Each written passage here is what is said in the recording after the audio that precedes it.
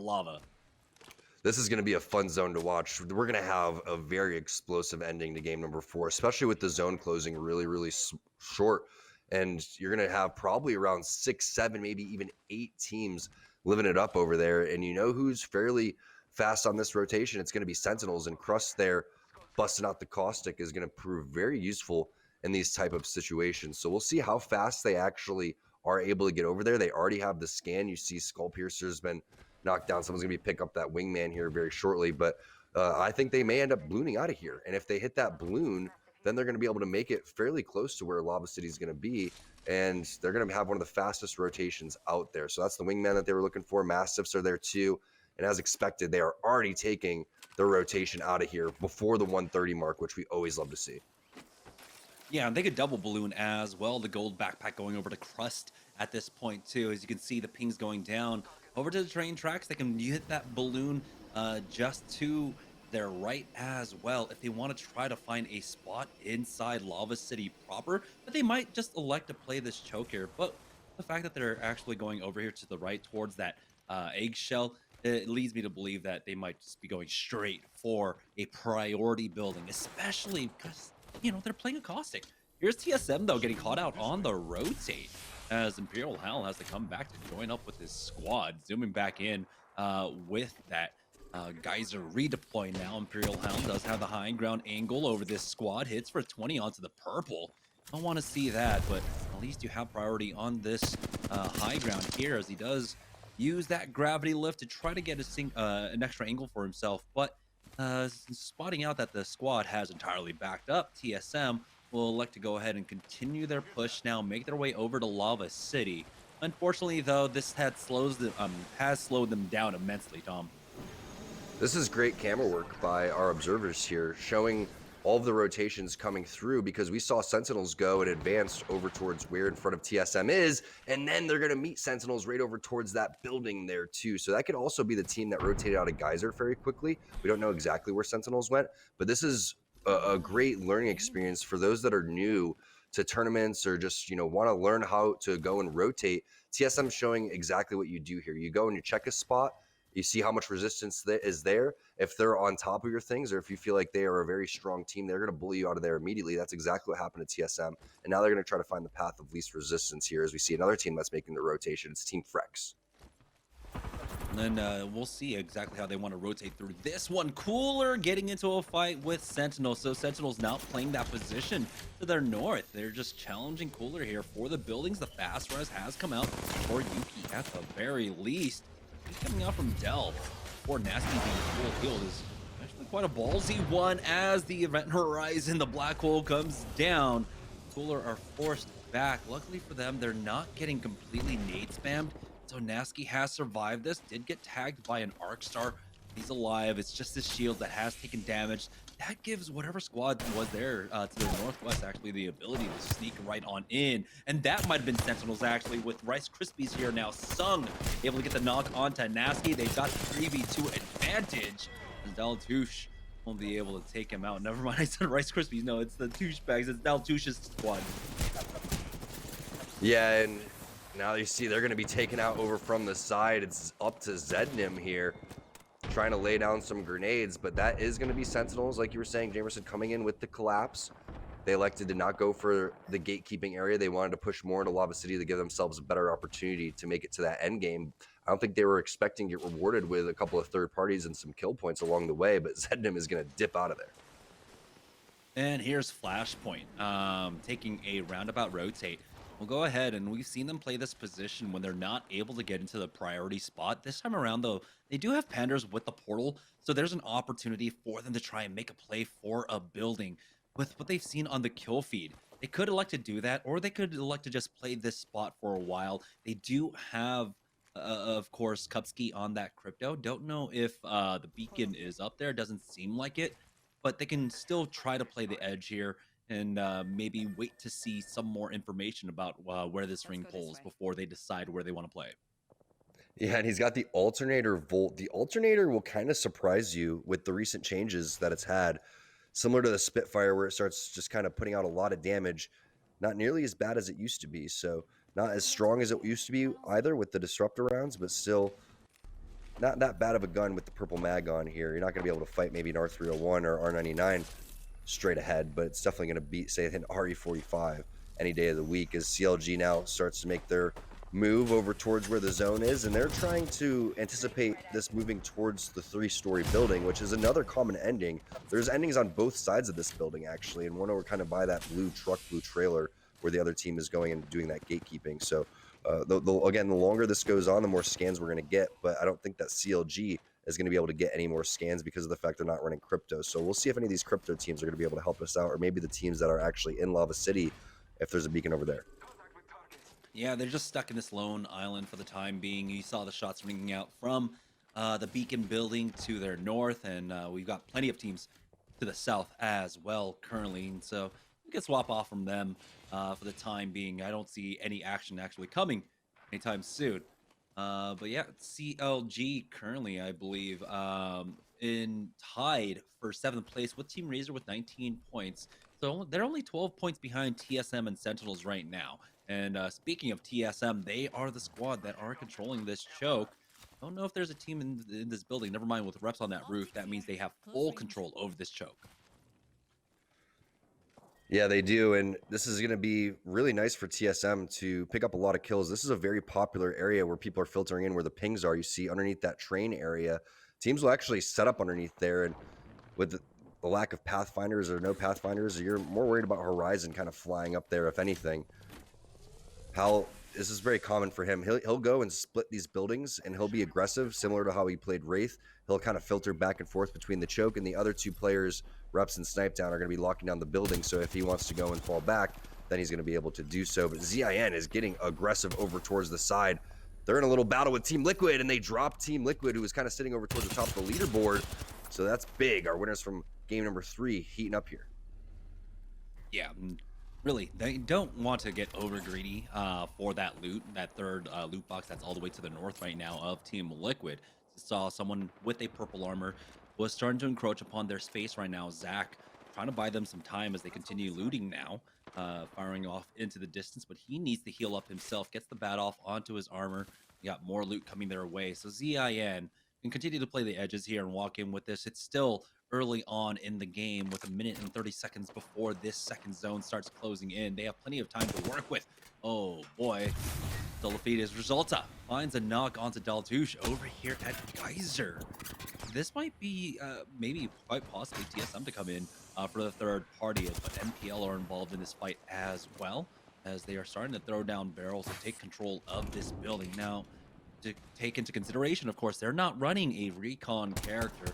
They're fully going in for the edge as NRG and Solafide playing here on the south side are able to finish off Sung and Zednim. So that's Team Delta show. And this is a very popular spot where you see teams hold because they think the zone is going to come over here.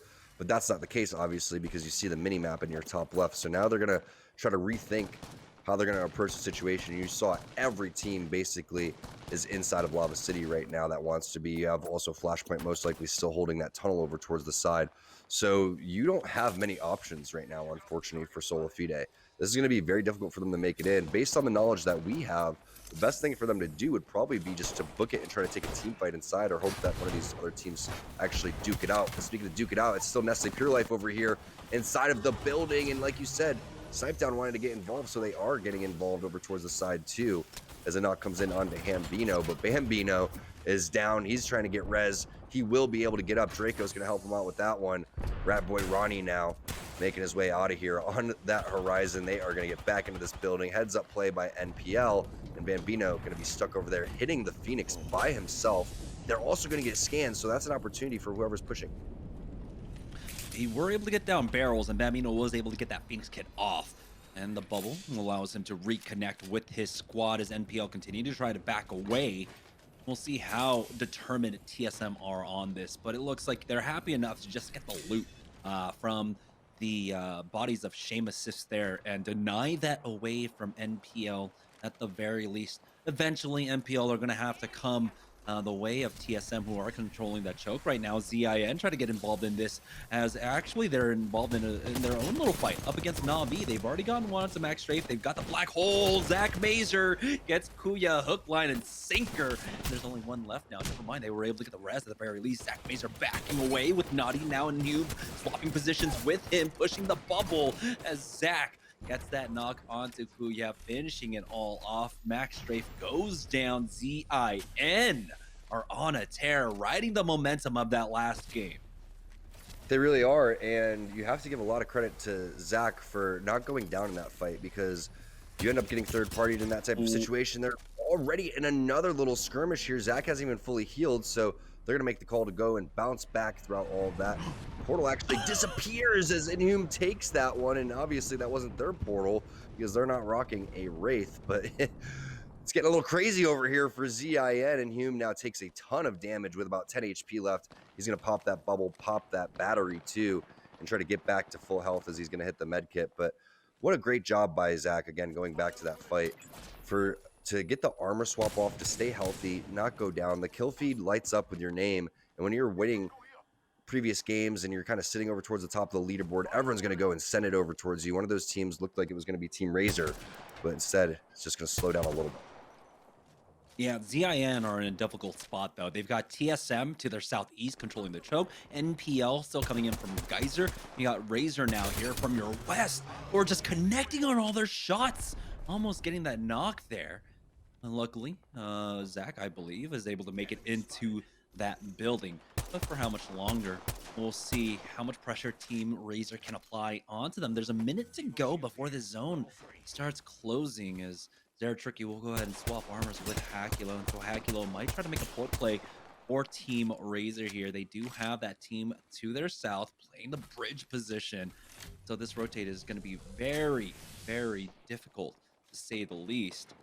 But it looks like that squad has backed away a bit. TSM have completely forced ZIN onto the low ground, and so this is what TSM have been biding their time for. They're waiting for these squads to collapse here over on the north side of the zone. They just pick up the kill points. You have to play patient here. Gold Mag sitting in the vault there for Snipe Down. He also has the Massive, so he's going to continue to just scan periodically. He may even ult for this type of situation, because this is what they've been waiting for. This is the opportunity where that zone is going to close. All these players that have been really struggling to get out of Geyser, to get out of the no-name area across from Sorting Factory, have to pick a spot. And they're either going to come through this choke, or they're going to go back towards Hal was watching, and where we saw Team Razor shooting across the map, which was underneath that bridge. And we're expecting at least 4 to 5 teams to make their way through here. So we'll see exactly what TSM is going to do. Here comes the fight. I'm curious to see if Snipe Down is going to elect to ult or not. Yeah, we do have the Geyser redeploy movement coming out here. Is Snipe Down. Kind of sad about that one. Not going to be able to try and commit onto this fight here. They need to hold this position. They need to continue to play off of this. Otherwise, what's the point of having played this spot this entire time? Wow. Oh, Hal took a lot of damage there. As Team Razor were able to catch up Bronzy throughout that entire rotate now, as they want to try and find some more. NPL getting part of this collapse as both gravity lifts are going to be used from either side. And finally, TSM are coming up with these kills that they've been waiting for. Inhumed has gone down. Zach Mazer from ZIN is able to take out Zara Tricky throughout all of this as well. But ZIN will go down to a combination of Team Razor and TSM. How much more will TSM be able to find off of the back of this, though, as they have a team stuck now as the black hole comes in? Here comes the nade spam along with the scans, but they have the gravity lift of their own to get out of danger. They do find one while they're fishing with Dynamite there, finding Bambino, as they need to try and find some more, though. Snipe Down with that Massive has to back away. Defensive bombardment has been used. How much damage did Reps do with that? Snipe Down full committing onto that one now, as Reps will follow up behind it, and they pick off NPL with the bubble res onto Snipe Down to get them right back into this. TSM find some much needed kills here. They need to reset quickly, as there's another player at the very least right above them.